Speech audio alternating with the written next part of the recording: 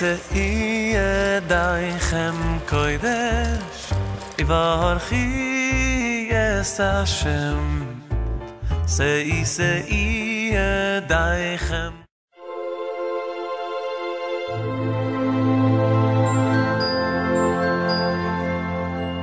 Shalom Rav Tayev. Shalom Bracha. Alors dans notre série Le Shalom Bayit, nous allons aujourd'hui traiter du sujet sur les belles-mères.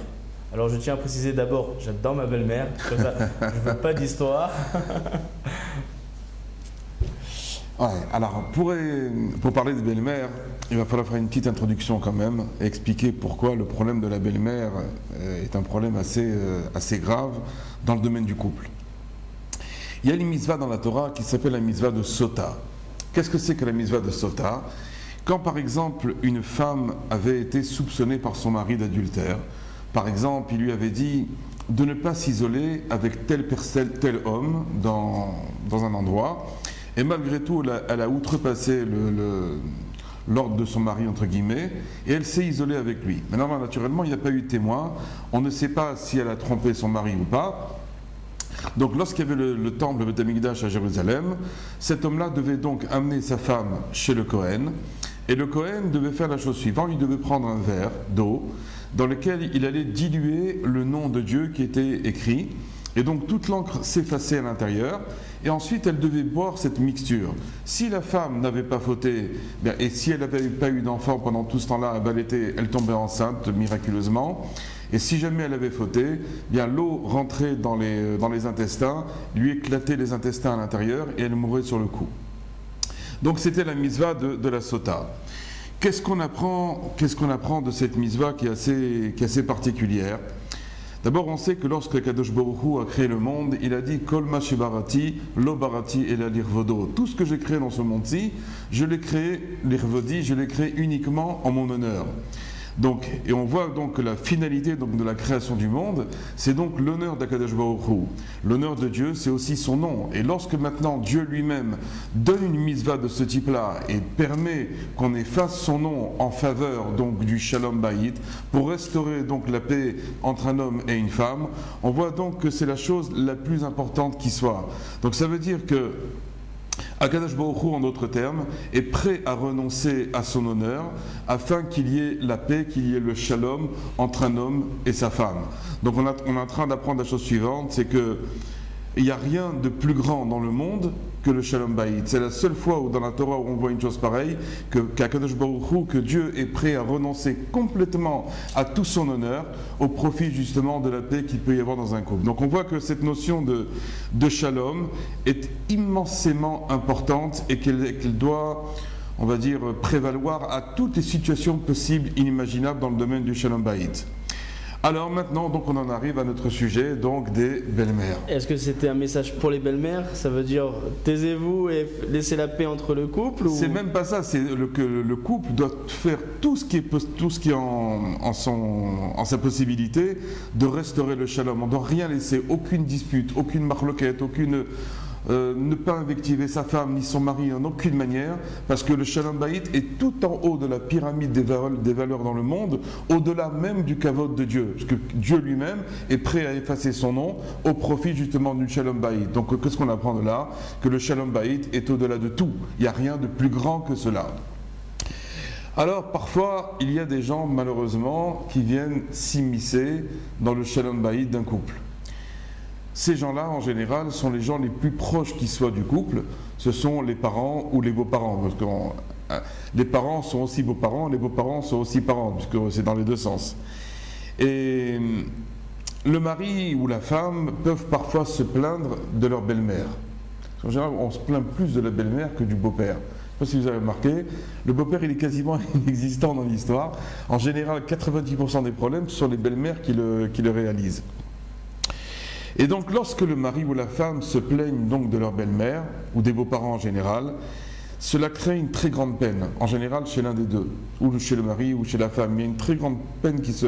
Entendre du mal sur ses parents de la part de son épouse ou de la part de son mari, ça fait très mal. Ce sont des sortes de lames gilettes qui qui nous blesse parce que nos parents nous ont élevés, nous ont tout donné, ont fait le maximum pour nous.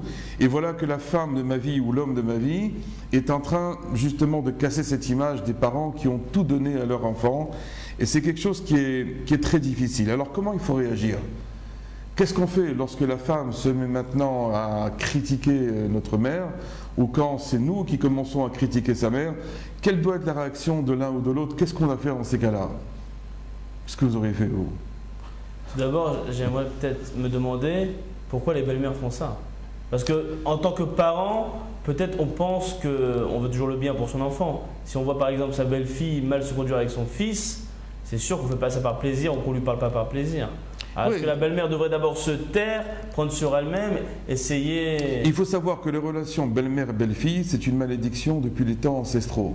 Donc c'est pas d'aujourd'hui, c'est pas quelque chose qui est relatif uniquement à notre époque. Depuis la Mishnah, on appelle ça, c'est une tsara. Par exemple, elle ne peut pas témoigner. Une belle-mère ne peut pas témoigner pour sa belle-fille. Une belle-fille ne peut pas témoigner pour sa belle-mère parce qu'automatiquement elle a un intérêt à la casser. Donc c'est déjà dans la Mishnah, déjà on apprend ce genre de choses. Donc c'est quelque chose qui est vraiment ancestral, c'est une forme de rivalité. La belle-mère a une rivalité avec sa belle-fille parce que quelque part, elle lui a pris son fils. Et la femme a une rivalité avec sa belle-mère parce qu'en quelque sorte, il y a une forme de concurrence entre les deux qui va pouvoir s'attirer le plus les faveurs du garçon en question.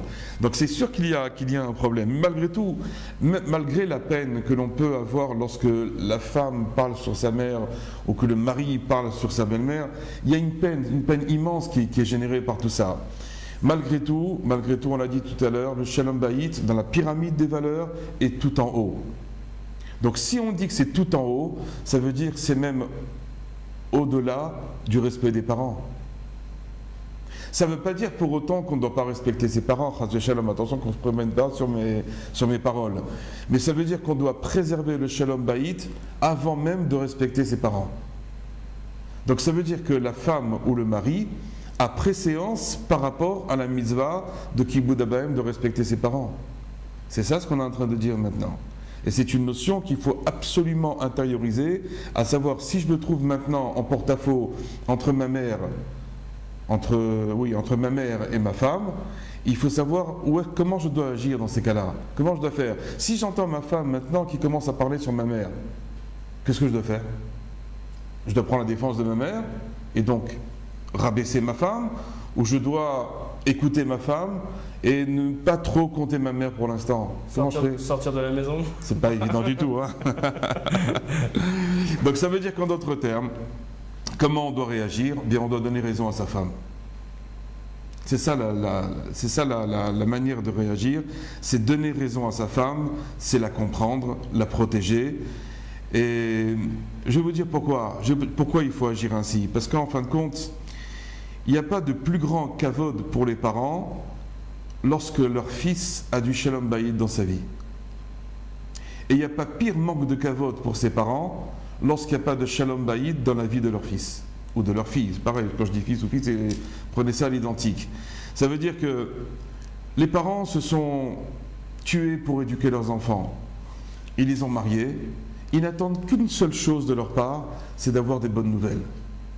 Lorsque maintenant, je fais en sorte que mes parents ont appris qu'il y a des problèmes de Shalom Bayit entre moi et ma femme, il n'y a pas plus grand manque de kavod pour eux que d'entendre que leur fils ne sait pas comment se conduire avec sa femme, ou que leur fille ne sait pas comment se conduire avec son mari.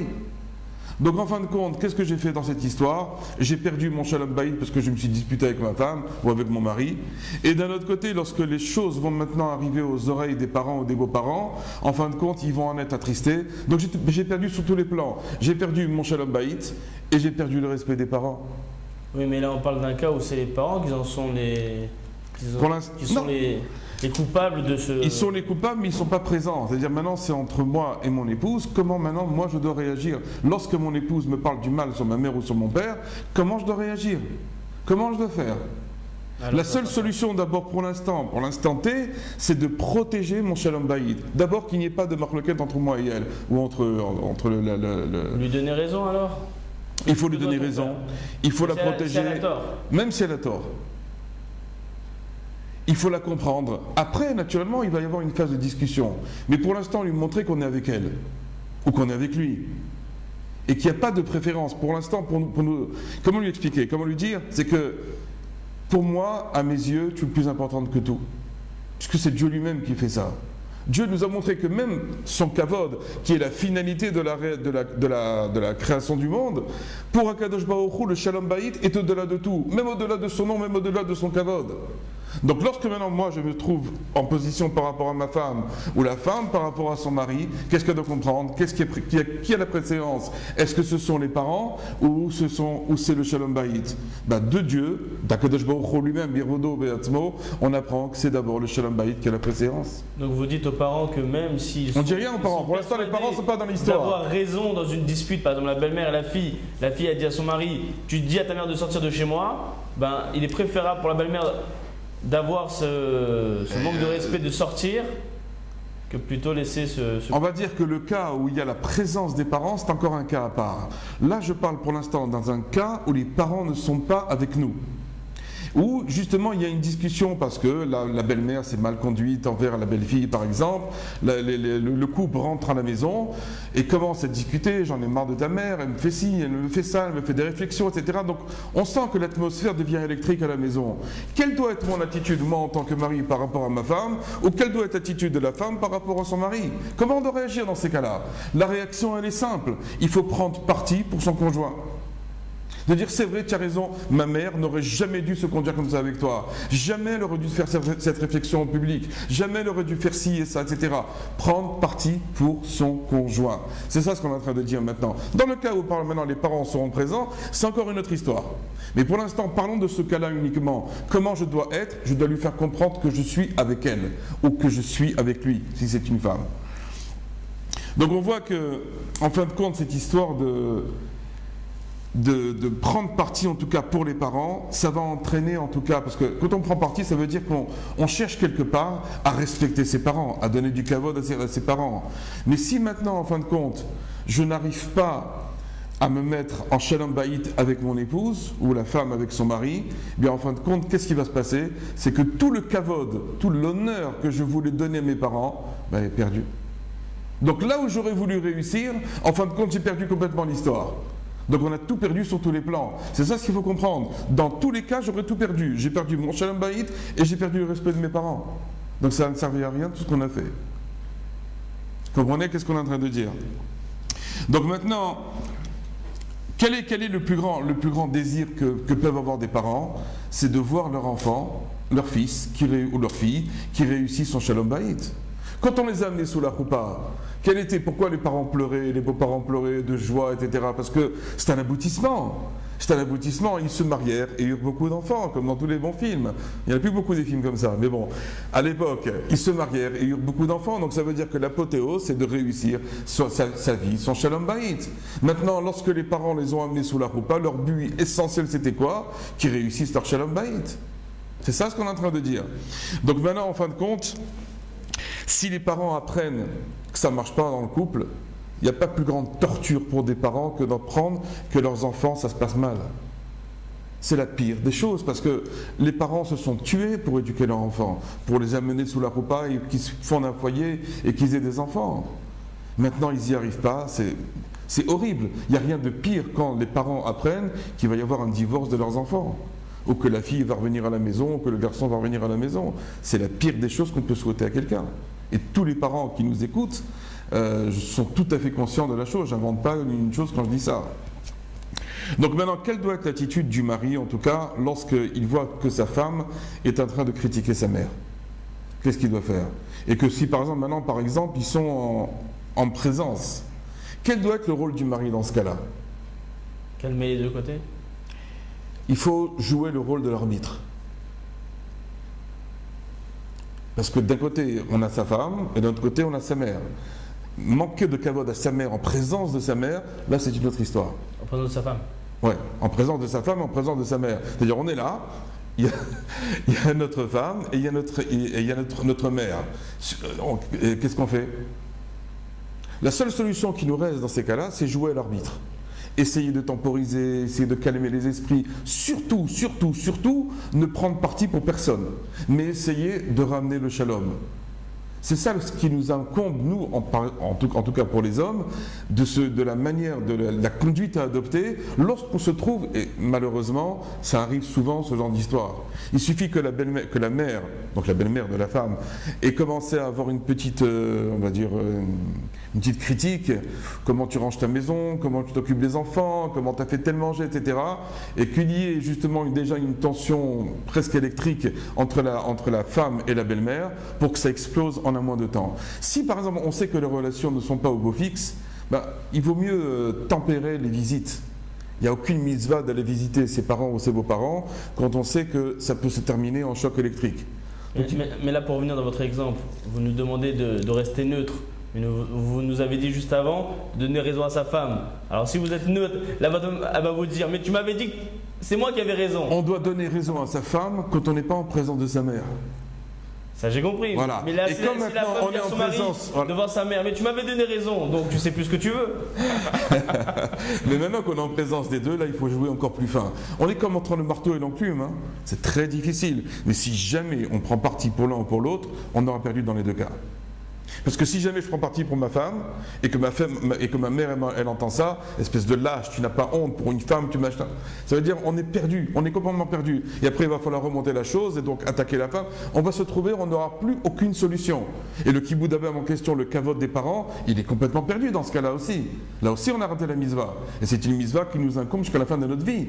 On ne peut pas dire non, le kiboud abem, le respect des parents, c'est terminé. Non, c'est pas vrai. C'est terminé peut-être quand je suis seulement avec ma femme. Mais quand je suis en présence de mes parents, en aucune manière c'est terminé. Donc c'est pour ça que je suis obligé de jouer le rôle entre le marteau et l'enclume. Je dois jouer le rôle d'arbitre, j'ai pas le choix dans cette histoire-là. Donc on apprend donc de cette histoire-là que le shalom est au-dessus de tout. On n'a pas le droit de rentrer dans le jeu de l'un ou de l'autre, en aucune manière. Quand on est seul avec elle, il faut prendre parti pour elle, c'est tout. Maintenant, de toute façon, si maintenant je me dispute avec le conjoint, les relations avec les beaux-parents ne vont pas s'améliorer pour autant. C'est pas parce que maintenant je me suis disputé avec ma femme que je vais mieux m'entendre avec les beaux-parents. Ça va rien arranger. La dispute n'amène jamais rien de bon dans aucun domaine. Donc alors quelles sont les solutions dans cette histoire-là? La première solution, c'est de se retenir. Parce que des fois on a envie d'exploser et la colère en général elle se paye très cher. Donc on a envie de se dégager, donc c'est même pour les femmes avec qui je parle maintenant aussi, le but n'est pas de rentrer dans la belle-mère, le but est de se retenir. Elle nous a fait une chose qui nous a fait mal, elle a dit une réflexion, elle a eu une attitude, elle a commencé à fouiller dans les armoires, elle a commencé à faire tout ce qu'il ne fallait pas faire et tout ce qui me dérange. La première solution c'est de se retenir. Deuxièmement, de garder le silence. Et troisièmement, de prier pour que les relations s'arrangent. Surtout que dans la colère, on peut dire des mots qu'on ne pense pas. Dans la colère, vous imaginez si par exemple la belle-mère elle a fouillé dans l'armoire et que la belle-fille arrive à ce moment-là et qu'elle voit la belle-mère en train de voir comment ça se passait, comment tu me ranges mal tes affaires, mais c'est de l'ingérence dans la vie privée de sa belle-fille. On doit aussi non seulement apprendre à être un mari, à être une femme, et on doit aussi apprendre à être des beaux-parents. Ça passe très vite. À 40 ans, 42 ans, on peut être facilement beau-père et belle-mère. Et même à 45 ans, voire déjà être grand-mère et grand-père. Ça passe très vite. Donc il faut savoir, à tout moment de la vie, apprendre à être un mari, apprendre à être une femme, à être un beau-père, à être une belle-mère, à être un grand-père, à être une grand-mère, voire arrière-grand-père. Et ça passe très très vite tout ça. Donc c'est impératif pour nous de savoir comment justement le fait justement de se retenir, de garder le silence et de prier pour que les relations s'arrangent, ce sont des conditions qui sont impératives. Si je sens que j'ai un problème avec ma belle-mère par exemple, je dois prier pour que ça s'arrange. Si je vois qu'aucune parole ne peut s'arranger, je dois demander à Kadosh Baruch Hu qu'il lui mette les bonnes pensées dans sa tête, que les choses s'arrangent, que les sens s'arrangent d'elles-mêmes. Par le biais de la prière, on peut arriver à faire des choses extraordinaires. On peut arriver à tout changer. Donc si on a des problèmes humains, de relations humaines avec des gens qui nous sont très proches, une des grandes solutions, c'est de prier pour que ça s'arrange. Prier pour qu'il y ait le shalom. Donc ça, c'est première chose. Deuxièmement, vous savez qu'il faut développer ce qu'on appelle la tikchoret, la communication avec son mari, avec sa femme. Si jamais maintenant on a des problèmes justement avec les beaux-parents, il faut attendre un moment propice et arriver à en parler d'une manière détendue et une manière calme du problème qui nous oppose aux beaux-parents ou qui nous oppose aux parents. C'est un des seuls moyens pour arriver justement à dénouer un problème. Tant qu'on n'aura pas développé cette notion de communication dans le couple, on aura toujours des problèmes. Donc si jamais surtout on a des problèmes de ce type-là, qu'est-ce qu'on doit faire? Ben, on doit faire tout, absolument tout, pour arriver à rétablir la communication, à parler, à crever l'abcès du problème qui m'oppose avec mon conjoint. Si je ne fais pas ça, je suis perdu. Comprenez ce qu'on est en train de dire? Donc c'est quelque chose qui est très très important. Maintenant, vous savez, lorsqu'on sent que sa femme ou son mari est vraiment à nos côtés, ben vous savez, le problème il diminue énormément d'intensité. Quand je sais que par exemple ma femme est à mes côtés par rapport à un problème que j'ai avec ma belle-mère, ou le mari sent que sa femme est à ses côtés, etc., peu importe dans quel sens que ça joue, ben il faut savoir que on va se dire, tiens, elle est avec moi, donc même si ma belle-mère elle me cause des problèmes, et malgré tout le fait de savoir que mon conjoint est avec moi, ça me rassure, ça me fait du bien. Tout le problème a complètement diminué d'intensité. Ou bien ça peut même créer de l'empathie envers son mari, dire le pauvre, sa mère est devenue folle. Voilà, c'est ça. Donc à la limite, on peut comprendre, dire bon, elle commence à être grabataire, elle commence à vieillir, etc. C'est le rôle de tous les beaux-parents qui commencent à vieillir, qui vont devenir des gens âgés. Alors quand c'est comme ça, du coup le problème il n'est plus le même. C'est plus du tout la même chose. Et c'est beaucoup plus facile de gérer un problème comme ça lorsqu'on se sent épaulé par son conjoint que plutôt que lorsqu'on se sent attaqué par lui. Quand on est attaqué, on se retrouve seul. Quand on se retrouve seul, bah, automatiquement on veut se défendre. Mais quand on sent qu'on a une aide, qu'on est épaulé, qu'on est soutenu, bah, on est moins énervé déjà, on est beaucoup plus calme. Donc la solution, c'est de prendre parti, naturellement, pas en présence des parents. Prendre parti avec la femme et développer cette notion donc de communication. Maintenant, il faut... Oui. Et donc quand tout le monde est là, on dit quoi? Tout le monde dehors? On en reparlera plus tard.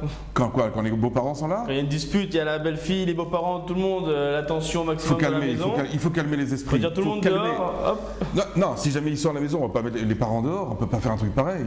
Mais il faut impérativement calmer les esprits. Mais si on va, encore une fois, si les problèmes sont redondants, qui reviennent encore sur la table, il faut éviter les relations. Il ne faut pas sans arrêt se rencontrer, etc. Il faut d'abord attendre que ça se calme. Il n'y a pas une mitzvah d'aller voir sans arrêt les beaux-parents et les parents. Que le fils aille voir ses parents, il n'y a aucun problème. Que la fille aille voir ses parents, il n'y a aucun problème. Mais si on sait que le chassé-croisé ne fonctionne pas comme il faut, bah, il vaut mieux tempérer pour l'instant les relations plutôt qu'il y ait des histoires. C'est ça, c'est très important à dire. Maintenant, ce qui est très important aussi à dire aux parents, c'est qu'il y a une interdiction formelle des parents, pour les parents en tout cas, de se mêler de la vie des enfants. Chaque beau-père et chaque belle-mère doit comprendre la chose suivante. Assour interdit formellement de se mêler de la vie des enfants et à plus forte raison de se mêler de leur intimité. Même, le problème d'où il vient aussi, c'est que les enfants laissent transparaître des problèmes qui sont relatifs à leur couple. Donc en fin de compte, qui sont les véritables coupables? Ce ne sont pas les parents. Ce sont les enfants qui ont laissé transparaître leurs problèmes.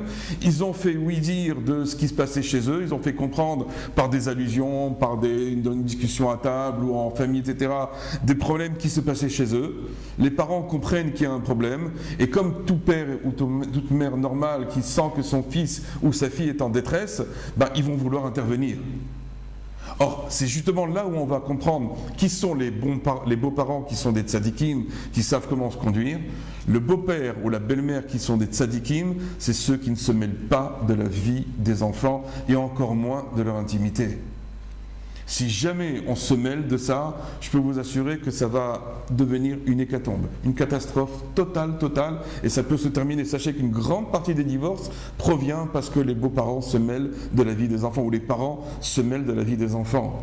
C'est un très grave problème, il faut que tout le monde en soit conscient, on ne se mêle pas de la vie des enfants. Dans quel cas on pourrait se mêler au maximum s'ils viennent demander notre aide? Et encore, même s'ils viennent demander notre aide, il faut comprendre la chose suivante, que dans la mesure où je suis partie prenante, c'est mon fils, c'est ma fille, j'ai du mal à la voir souffrir. Mais alors comment faire? Là je me mets dans la peau d'une mère qui voit sa fille en détresse ou son fils en détresse. comment savoir que c'est le moment qu'il faut se mêler? C'est-à-dire, il y a un moment, peut-être il y a vraiment un problème, il faut vraiment divorcer. Comment savoir qu'il est temps que je me mêle et que j'aide mes enfants? Il est temps de se mêler lorsque, par exemple, le mari a levé la main sur la femme. Uniquement à partir de ce moment-là. Là, effectivement, si le problème devient encore plus grave, faire intervenir la police, voir les services sociaux, etc. Parce que là, il peut y avoir ce qu'on appelle une sakana, il peut y avoir un danger pour la fille. Là, c'est à partir de ce moment-là, on va dire que cette interdiction s'arrête. Mais tout le temps où il n'y a pas un problème de sakana, c'est un problème d'entente conjugale. C'est un problème qu'ils n'arrivent pas à s'entendre, ils se crêpent le chignon du matin au soir. Se disputer. Alors qu'est-ce qu'il faut faire dans ces cas-là? Tout le temps déjà où ils ne nous en parlent pas, on n'a pas à se mêler. S'ils nous en parlent, il faut dire écoute, moi je veux bien t'aider, mais dans la mesure où je ne peux pas être impartial, tu es ma fille, tu es mon fils, automatiquement je vais prendre parti pour toi. Donc je ne peux pas mêler ton problème. Donc qu'est-ce qu'il faut leur donner comme conseil à ces enfants-là? Allez voir un rave. Allez voir un rave compétent, allez voir une rabbinite compétente, allez voir des professionnels. Mais nous, en tant que parents, on ne peut pas se mêler. Même si maintenant le père lui-même, c'est un rave qui est compétent en la matière, qui est dayan, qui est rave de Keïla, tout ce que vous voulez, si les deux, vraiment les deux, le demandent, uniquement peut-être dans ce cas-là, le père ou la mère pourra intervenir. Et encore, ce sera difficile de vraiment rester impartial. Regardez dans les lois qui concernent les témoins. Est-ce qu'un père peut être témoin pour son fils? Non. Est-ce qu'une mère peut être témoin pour sa fille? Impossible. Pourquoi? Parce que les relations parentales faussent complètement la vision des choses. Quand on est sous la roupa, par exemple, les deux témoins que l'on prend, on insiste tellement pour qu'il n'y ait aucun lien familial entre les parents, les beaux-parents, etc. Pourquoi? Parce que dès qu'il y a un lien familial, ben, automatiquement notre manière de juger les choses est complètement transformée. Donc, en l'occurrence, dans ce cas-là, si maintenant, même moi qui suis Rav, qui suis Dayan, qui ai toutes on va dire, les diplômes possibles et inimaginables, je ne pourrais pas être impartial, je ne pourrais pas être témoin d'un événement de problème de shalom bayit entre ma fille et mon fils et mon gendre, par exemple. Je ne pourrais pas être impartial, c'est impossible. Donc dans ces cas-là, qu'est-ce qu'il faut dire aux jeunes? Allez voir quelqu'un de compétent. À part s'il nous désigne, ok, même que tu es le père, même que tu es la mère, etc., on veut que ce soit toi. Là, c'est mashwa khair. C'est le cas particulier, on pourrait dire que cette interdiction ne s'applique pas. Mais c'est très rare. C'est très rare que les parents soient tous les deux extrêmement compétents dans le domaine du shalom bayit. C'est extrêmement rare. Et que les enfants soient d'accord de recevoir les conseils du beau-père ou de la belle-mère. Mais si ça arrivait, alors ok, dans ce cas-là uniquement. Mais sinon, jamais. Jamais les parents n'ont pas le droit de se mêler, encore moins de la vie intime des enfants. Vous vous rendez compte quand c'est le problème de vie intime, mais il n'y a que des rabbinim et des rabbiniotes qui peuvent intervenir, personne d'autre. Ou des médecins, des gynécologues, etc. Là, c'est un autre problème qui se met en route actuellement. Donc, ça veut dire qu'en fin de compte, le couple doit toujours cacher ses problèmes de shalom bayit aux parents. Ils peuvent s'insulter, ils peuvent se dire des choses très sales, des poubelles, ils se lancent des lames gilettes, mais les parents ne doivent jamais savoir ce qui se passe entre le couple. Et donc ça veut dire que le couple ne doit jamais laisser transparaître les problèmes qui leur sont inhérents. Parce qu'automatiquement, d'une manière tout à fait normale, dans le cas où naturellement ce ne sont ni des rabbinim les parents, ni des rabbinim des gens tout à fait normaux, ils ne sauront pas comment réagir. Ils ne sauront pas comment faire. Ils vont voir la détresse de leur fille ou de leur fils. Et la première chose, c'est qu'ils vont intervenir. Et ils vont intervenir comment? En faveur de l'un ou de l'autre. C'est ça ce qui va se passer. Et c'est la chose la plus terrible qui puisse arriver. Donc, on a encore une fois, les responsables dans cette histoire-là, ce sont les enfants. Le couple n'a jamais à dire ce qui se passe chez lui, en aucune manière. Donc ça veut dire qu'en d'autres termes, lorsque on va les faire intervenir, la situation va s'aggraver et ça va détruire automatiquement le shalom bayit et la maison. Et comme on l'a dit tout à l'heure, les parents sont très peinés, ont beaucoup peiné pour l'éducation de leurs enfants. Et donc ils n'attendent que du plaisir et des bonnes nouvelles. Donc autre chose que des bonnes nouvelles, ça va leur faire énormément de mal. Et donc la nature faisant, ils vont se mêler automatiquement de la vie du couple. Donc, on résume, ne jamais impliquer les parents donc dans la vie du couple. Ne jamais leur raconter les problèmes du couple, ni leur demander conseil. Tenir à distance les beaux-parents. faut vraiment les tenir à distance. Il ne faut pas qu'ils deviennent la tierce personne qui vont se mêler. Des fois, c'est les parents, des fois, ça peut être des frères, des fois, ça peut être la sœur. La sœur qui se mêle. Parce que la femme en question, elle a des sœurs. Elle parle de ce qu'elle souffre avec son mari, des problèmes, comment il a insulté, comment il se conduit mal avec elle, etc. La sœur va raconter aux parents, les parents vont raconter aux mères. Ça devient une histoire familiale, tout le monde est au courant, alors qu'on voulait que personne ne soit au courant. Donc maintenant, je comprends que ça peut être dur pour une jeune femme ou pour un homme de garder le secret, de souffrir seul, c'est très difficile. C'est pour ça qu'il faut faire intervenir des professionnels ou des rabbinim qui vont pouvoir intervenir et aider le couple, leur donner une adracha, leur donner une voie comment se conduire dans leur vie. Parce que si on attend des parents, ça va encore empirer le problème. Donc être seul aussi dans cette histoire-là, c'est très difficile à vivre, un problème de shalom bayit tout seul. D'ailleurs, je penserai, les gens peuvent vous demander conseil à votre adresse. Oui, enfin, ça va me faire beaucoup de travail, mais bon, si vraiment il y a un cas grave, naturellement, on peut intervenir, on peut m'envoyer un email, on peut me contacter, rav.tayeb@gmail.com. Si je peux aider, je le ferai avec grand plaisir, bien entendu. Mais ça ne pourra jamais remplacer un professionnel qui va suivre d'une manière assidue le couple. Parce que lorsqu'on arrive à ce que le couple n'arrive plus à communiquer ensemble, n'arrive plus à se parler, il faut remettre les choses en place. Donc c'est tout le but de tous ces cours que nous faisons maintenant, c'est pour aider justement, parce que personne ne peut se dire, moi, ça roule, c'est très rare. Il y a toujours une anicro, toujours quelqu'un qui vient se mêler, etc.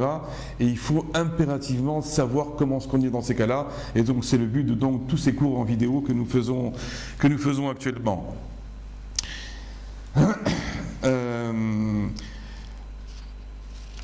Voilà, je pense qu'on a pratiquement tout dit sur l'histoire des belles-mères. Ce qui est sûr, c'est qu'on ne doit pas exclure physiquement les parents de la famille, de notre vie. On doit simplement savoir mettre un holà, savoir que notre maison, c'est quelque chose de kadosh, que les beaux-parents ne peuvent pas rentrer dans notre maison quand ils veulent. Quand on les a invités et qu'ils viennent, donc le couple doit se préparer à la venue des parents et des beaux-parents, et on doit se préparer psychologiquement à que si jamais il y a une critique, un mot déplacé, etc., ne pas relever la chose pour ne pas justement aggraver le problème. Voilà.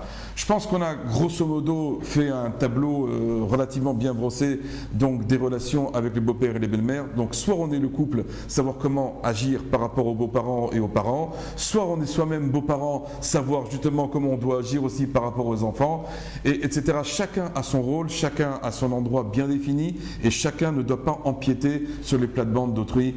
Voilà, c'était un message donc pour les belles-mères, pour les belles-filles, pour les gendres, pour les enfants, pour tout le monde.